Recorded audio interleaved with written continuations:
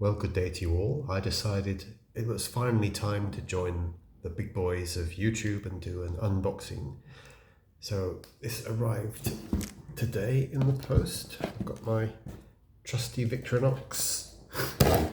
Let's see what we have bought this time.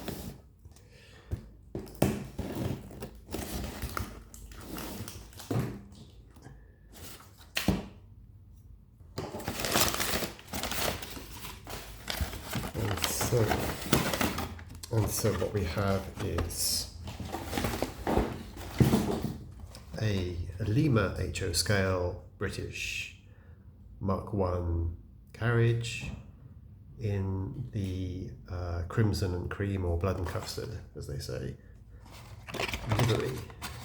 Let's have a look. First impressions. It's a little bit scratched. Maybe slightly more than I'd hoped for.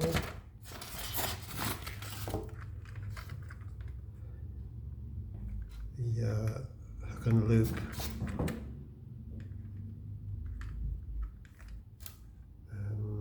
couplings, not bad, a bit scratched here and there. Metal wheels, which is always a good sign. So another HO scale British carriage to add to my collection.